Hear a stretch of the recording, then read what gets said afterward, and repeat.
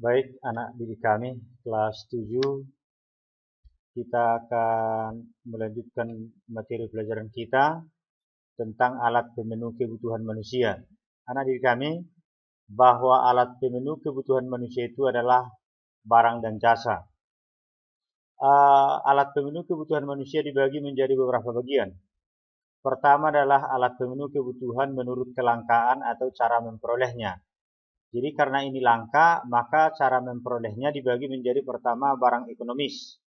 Barang ekonomis maksudnya adalah semua barang yang keberadaannya terbatas atau sedikit, sehingga untuk memperolehnya perlu pengorbanan baik material maupun psikis. Contoh, sepatu, pakaian, air minum seperti gambar ini. Tentu ini tidak gratis, harus ada yang kita korbankan. Katakanlah misalnya uang untuk mendapatkan itu, sehingga dikatakan barang ekonomis. Yang kedua adalah barang bebas. Adalah barang yang jumlahnya banyak, sehingga untuk memperolehnya tidak perlu pengorbanan, karena dia bebas, gratis istilahnya.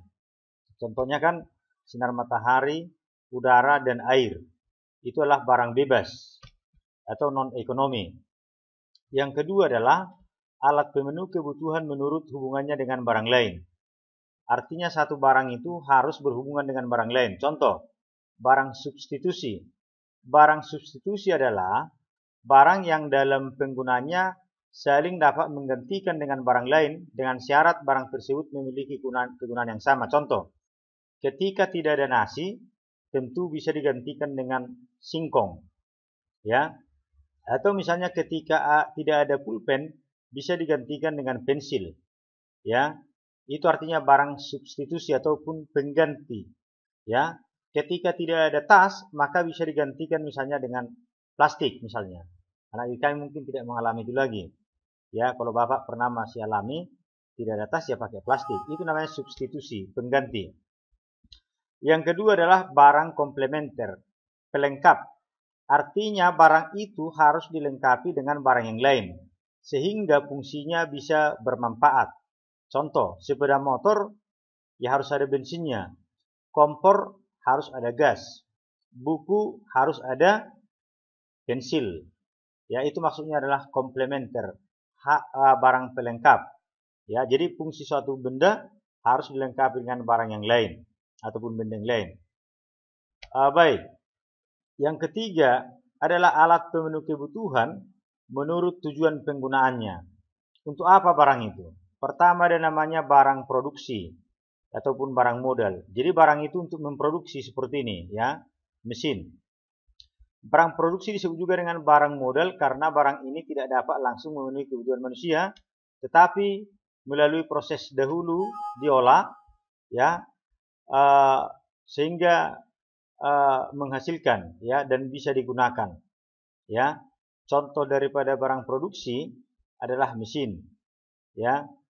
Lahan ini harus ada modalnya, gedung, ya, bisa menghasilkan. Katakanlah misalnya jetor, ya, untuk membajak sawah. Itu namanya barang modal ataupun barang produksi. Sedangkan yang kedua adalah barang konsumsi, langsung siap pakai seperti buku ini. Ini tidak perlu lagi diolah ini, ya, tapi sudah langsung dipakai tanpa harus diolah, siap pakai atau siap untuk dijual. Contohnya buku tulis, makanan, pakaian, ya, itu barang konsumsi, sayuran, minuman, kira-kira begitu. Jadi sekali lagi barang modal ataupun barang produksi, ya dia untuk memproduksi, ya, menghasilkan sesuatu. Katakan tadi jetor, ya, alat pertanian. Baik anak didik kami, berikutnya adalah alat pemenuh kebutuhan menurut proses pembuatannya.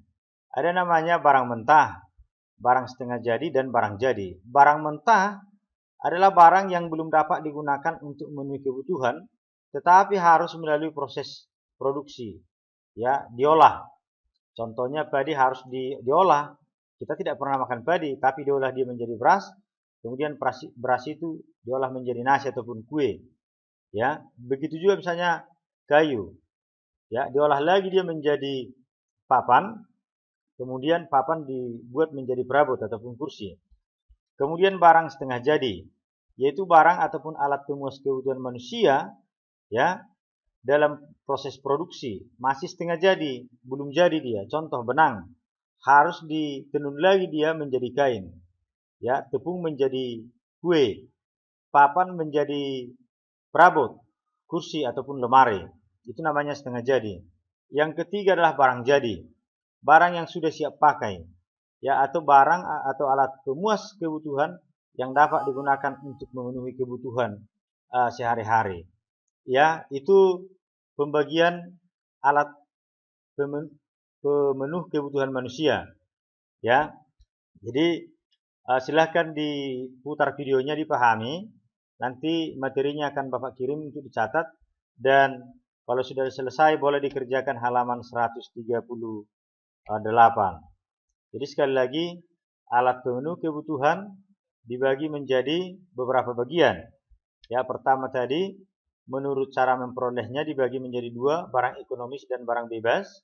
Kemudian alat pemenuh kebutuhan menurut hubungannya dengan barang lain, ada barang substitusi, pengganti. Kemudian yang kedua adalah barang komplementer ataupun pelengkap. Yang ketiga adalah alat pemenuh kebutuhan menurut tujuannya ada dua, barang produksi. Ya, barang ini untuk memproduksi ataupun untuk menghasilkan. Kemudian barang konsumsi, ya, yang siap pakai untuk dikonsumsi. Kemudian yang keempat, ini yang keempat ya, keempat. Alat pemenuh kebutuhan menurut proses pembuatannya, ada barang mentah belum bisa pakai, ada yang setengah jadi harus diolah menjadi barang jadi. Barang jadi adalah barang yang sudah siap pakai. Baik anak didik kami, demikian yang bisa Bapak jelaskan, mudah-mudahan bisa dipahami. Sekian dan terima kasih.